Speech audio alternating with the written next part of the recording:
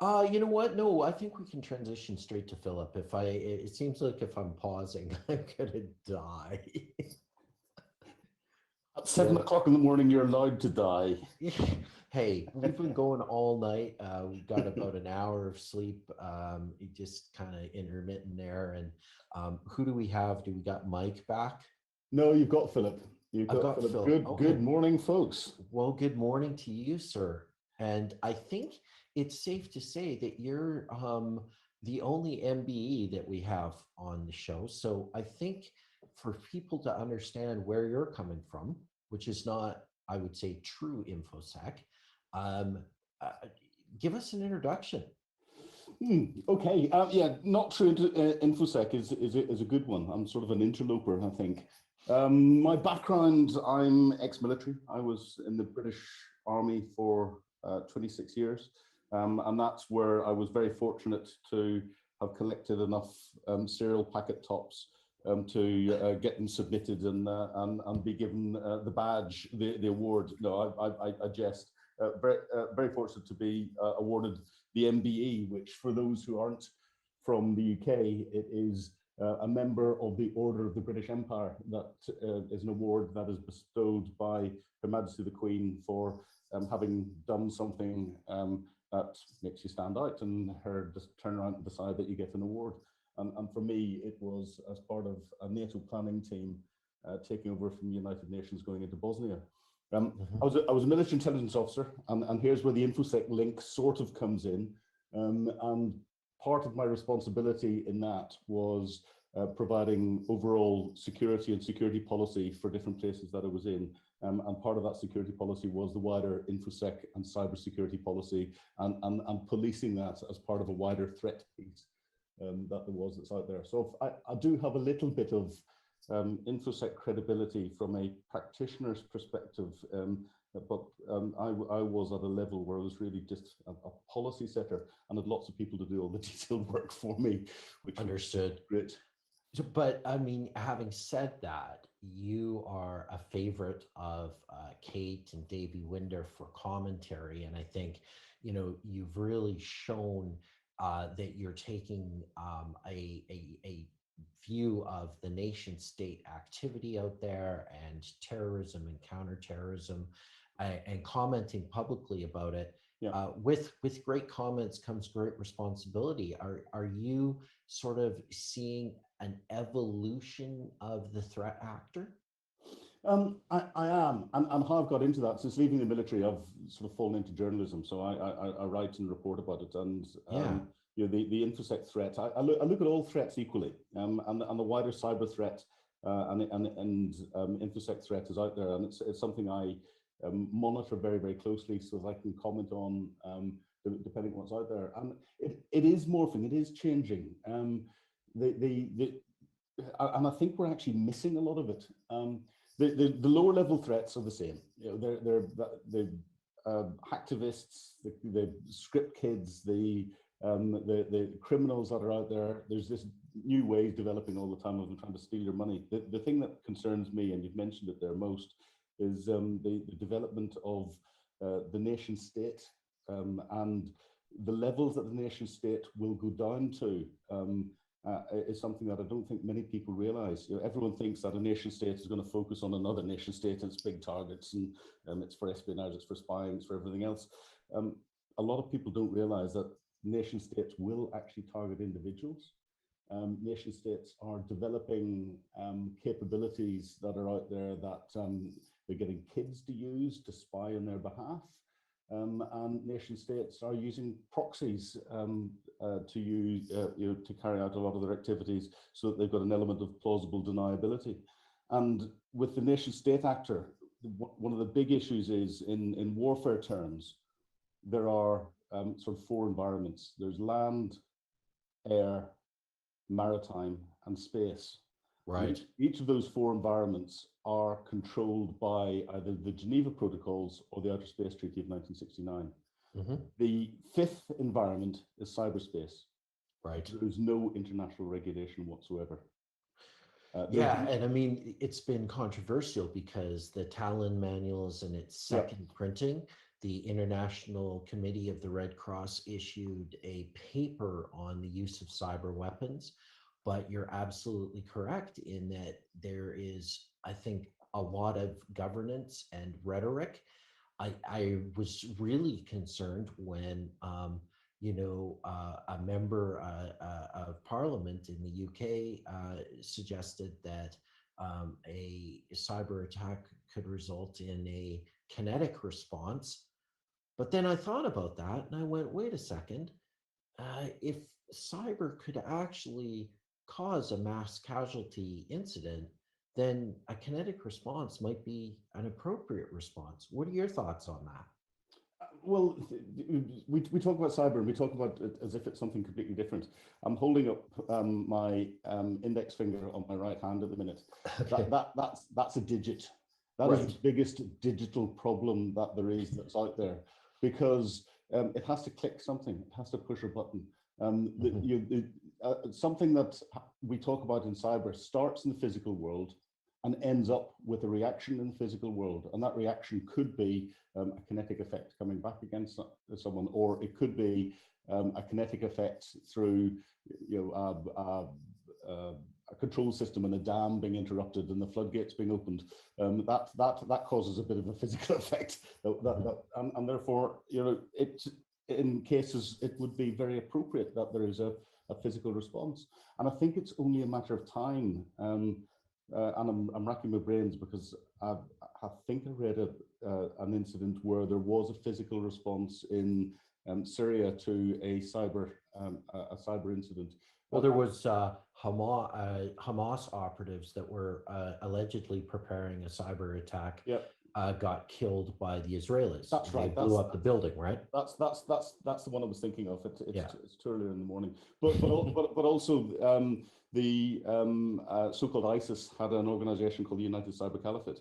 United Caliphate was out there to carry out cyber attacks and other bits and pieces.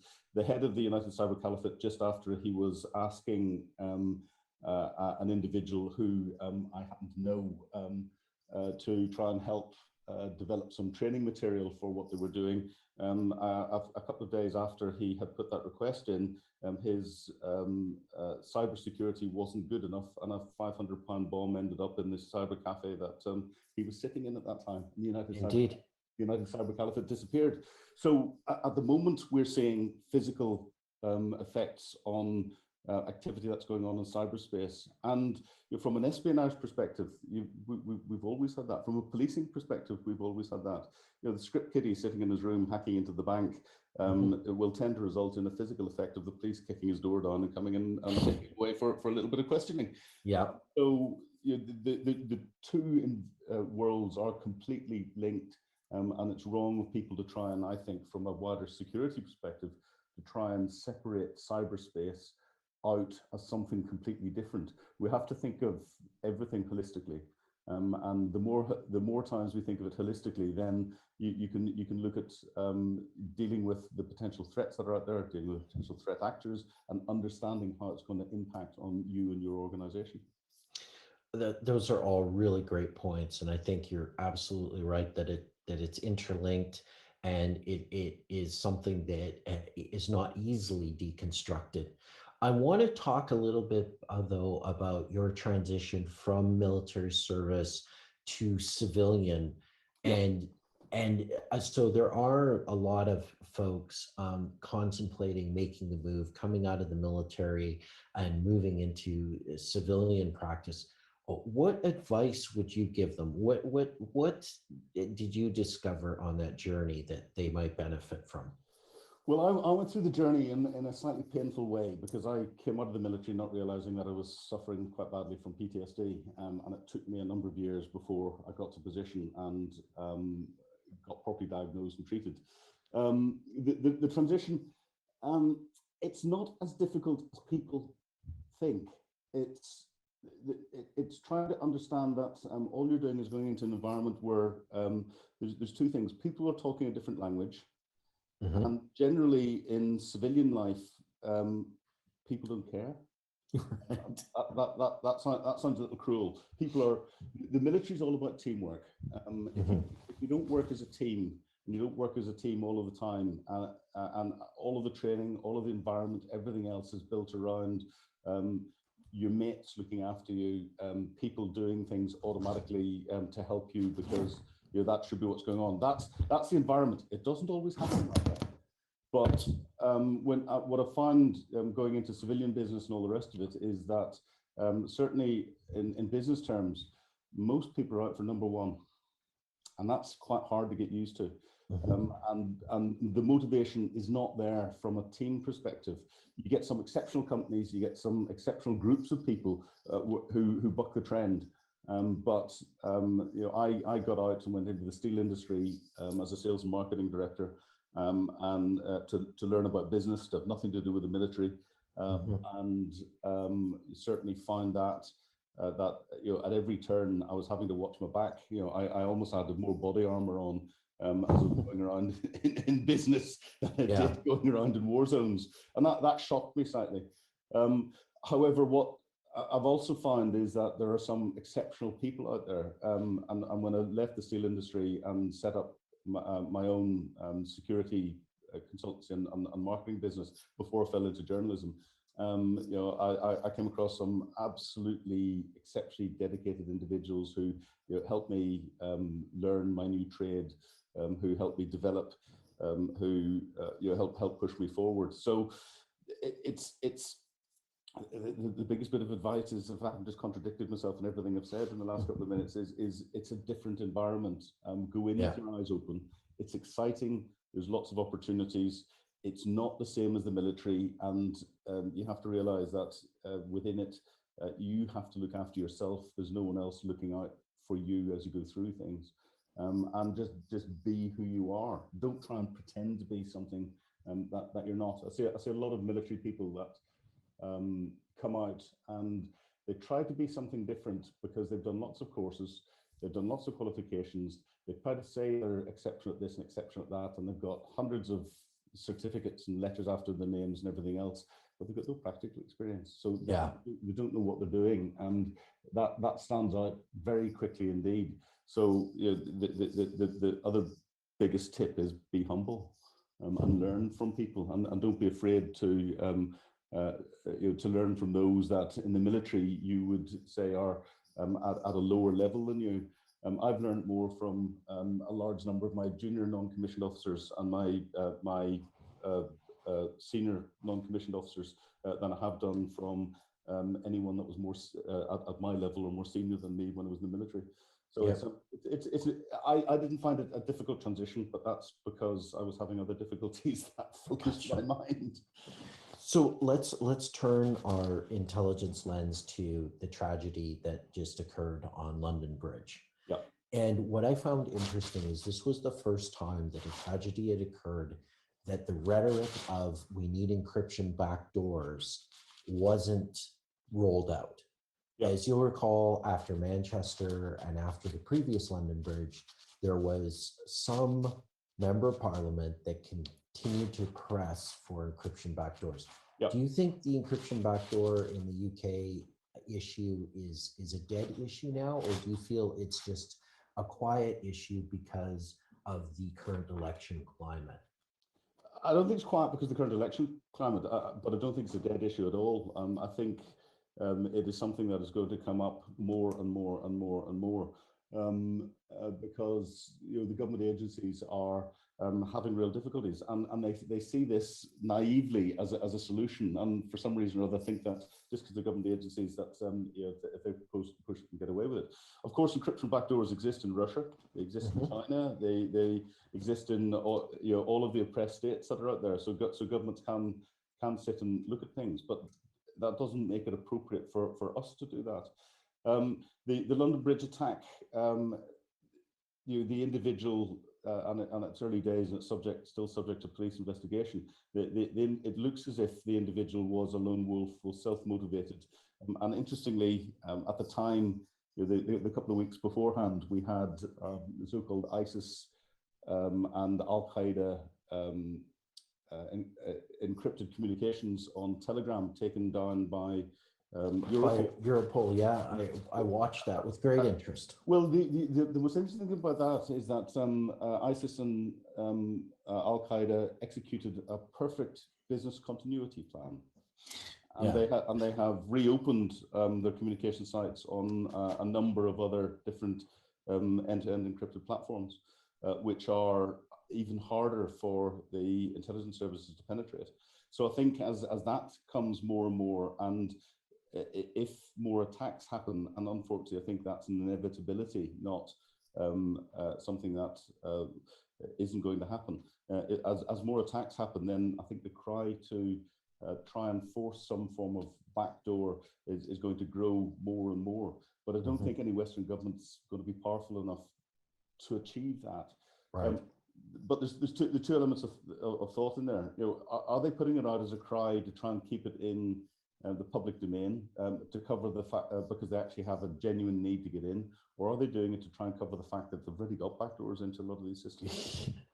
Yes, exactly. And are listening away as it is. We're going to ask for something that we already have, so that people think we don't have it. Correct. You look at Tor, and everyone jumps up and down and says, as we're accessing the dark web and all the rest of Tor is the only way to get in. All this. Tor was invented by U.S. naval intelligence. That's right. Nobody can convince me that an organization that has developed something has not got a method of having a little look at what goes on in the background. Well, when you do have the resources of the United States, certainly, and you understand a little bit about the architecture of Tor, the vulnerability being in control of the exit relays, it's conceivable that a nation may be able to establish enough exit relays under their control to essentially try and reassemble a session. So it's theoretical. I don't think the attacks have actually taken place, but again, if such capability existed, why would you want to reveal it to the bad actors? Right? Correct, and there's capability being developed all of the time. There's controversy at the moment in the run-up to the UK general election because they're saying that the documents that were released by the leader of the opposition talking about trade talks between the UK and the US over the National Health Service, right? Those being released by the Russians to the Labour Party, or Russian connections to get them out in the first place. And it ties in Russian hacking, Russian influence in all of the different elections. But it's wider than that. It's Russian, Chinese, and other influence that there is around the world. A few years ago, we had the Sony attack. Yeah. And the Americans were very quick to turn around and blame the North Koreans. That's right. I find it fascinating. North Korea, when you look at it, we've got a country where they don't send anyone overseas to study at any of our universities about modern technology and about how everything works. Internet doesn't exist, computers don't exist routinely within the society. Where are they getting people with all of this technical knowledge to be able to understand how modern scripts are working, how modern communications networks are working, and to provide, to develop these hacking teams that can get past anything that's our big companies have got with very sophisticated protection mechanisms in place. There's one question you can throw out there. The second question is, how's North Korea connected to the internet and to the wider world? And that one's slightly easier to answer. There are 2 internet pipes that go into North Korea. There's a relatively small one that's been there for a number of years, and that's provided by China. There's a second one, and about 3 years ago, a second pipe was put into North Korea by a company called Trans Telecom. Okay. Trans Telecom is a Russian telecommunications company that is part of the Russian National Railway Organization, and they wholly owned by the Kremlin, and it's quite normal that telecoms companies are part of railway companies, because the old traditional phone lines used to follow the rail lines and the rest of it. But you have to ask why the Russians put such a big pipeline in. And if you look at the timing, it was also very interesting where whenever Kim Jong-un's missile tests were failing 9 times out of 10 in very short range missiles as they blew up on the pad or Yeah. didn't fly very far, to within several months after that, he had very long range missiles that were being successful 9 times out of 10.